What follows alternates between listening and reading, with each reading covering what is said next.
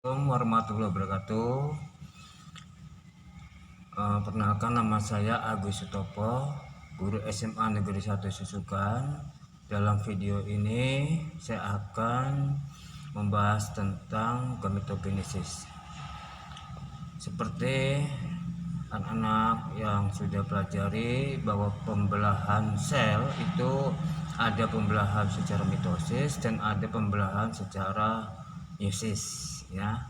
Nah, dalam penerapannya pembelahan meiosis kita akan melihat bagaimana, ya, pembentukan sel gamet, yaitu yang disebut dengan gametogenesis.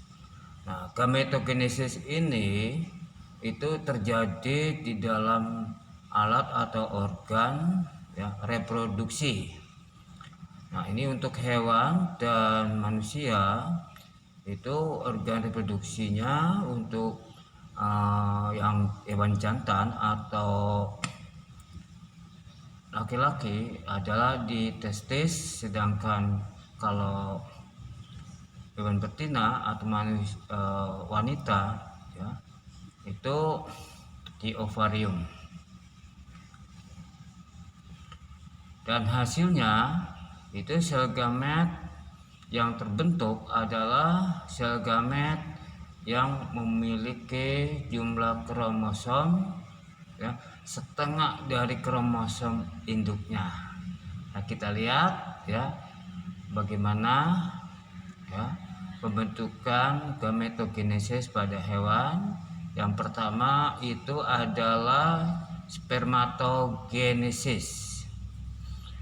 Spermatogenesis ini adalah proses pembentukan sel gamet jantan, ya, yaitu di dalam testis, yang di mana, ya, testis itu mempunyai saluran-saluran kecil yang disebut dengan tubulus seminiferus. Nah, pada dinding sebelah dalam saluran inilah terjadi proses spermatogenesis. Di bagian tersebut terdapat sel-sel induk sperma yang bersifat diploid.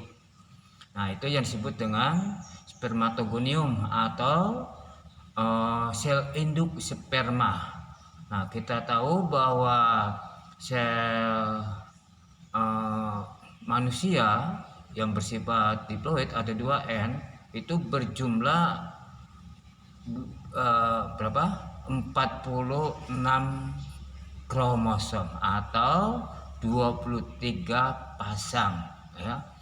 22 pasang itu adalah kromosom tubuh atau som, dan 1 pasang adalah kromosom seks, ya. Nanti kita lihat bahas dalam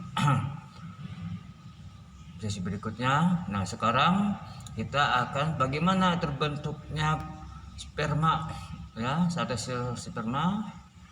Nah, ketika spermatogonium mengalami pembelahan secara mitosis, itu akan menjadi spermatosit primer atau sel sperma primer.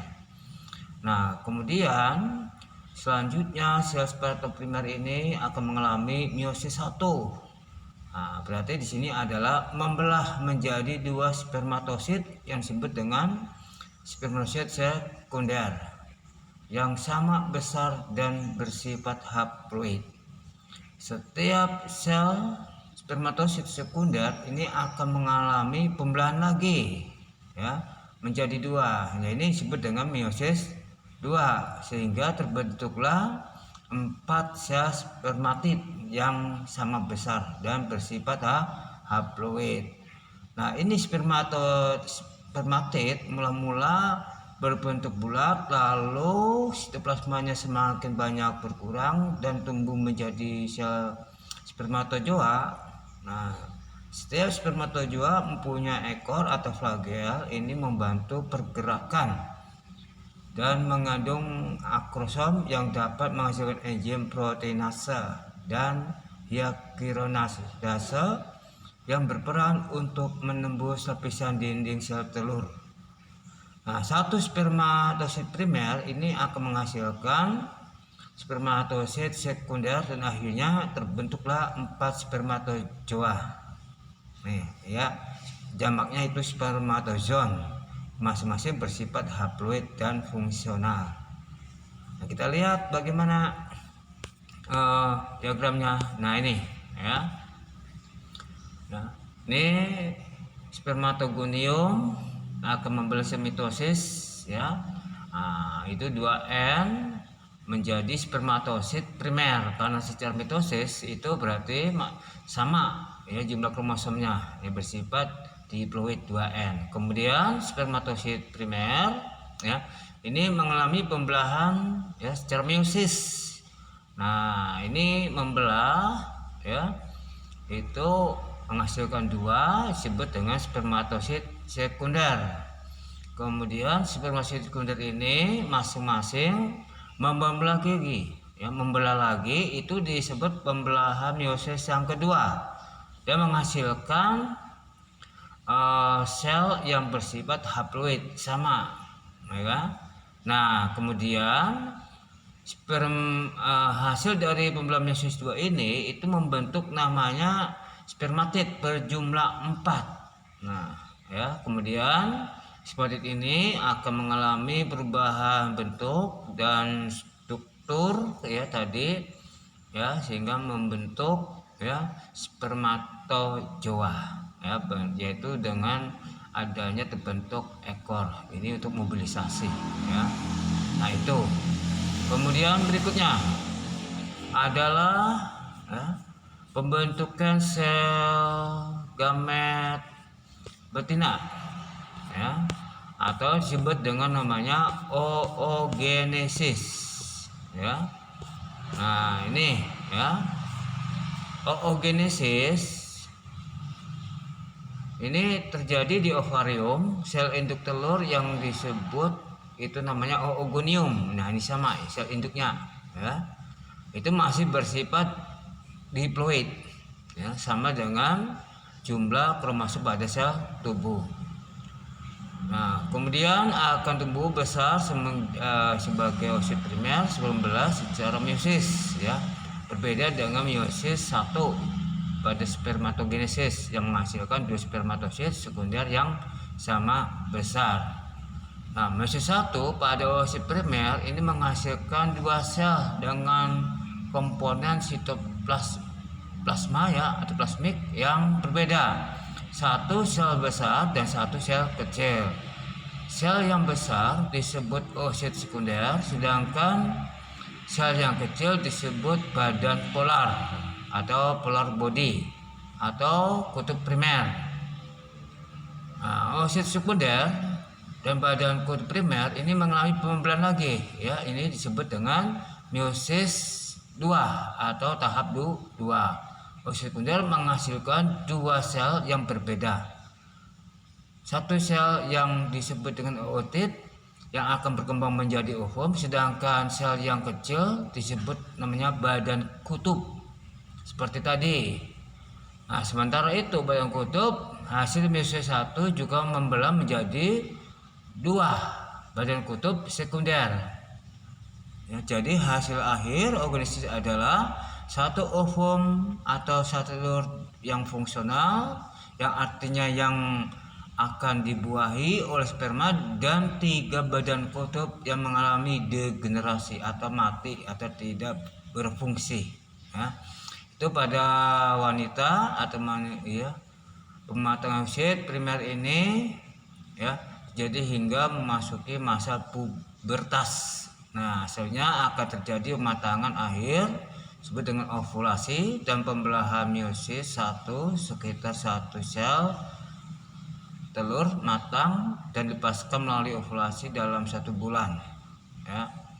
Nah, pola ovulasi ini terus berlangsung hingga menopause. Berhentinya siklus menstruasi jika pada sel telur yang diovulasikan terjadi fertilisasi. Ada pembelahan meiosis 2 ini terjadi dan telur berkembang menjadi embrio. Jadi kalau setelurnya itu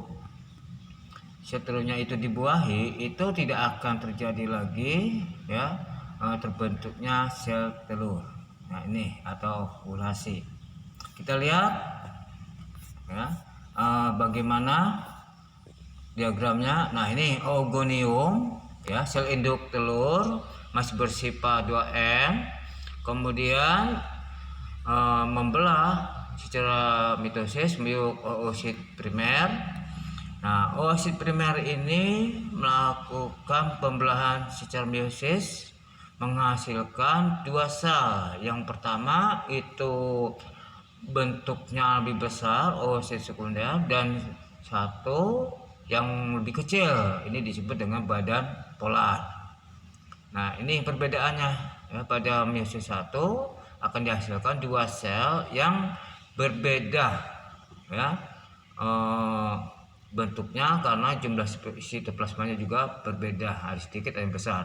Kemudian ini oosit sekunder akan melakukan pembelahan lagi ya menjadi ya ootit. Nah, yang satunya itu kecil sama seperti yang tadi ya. Jadi hasil pembelahan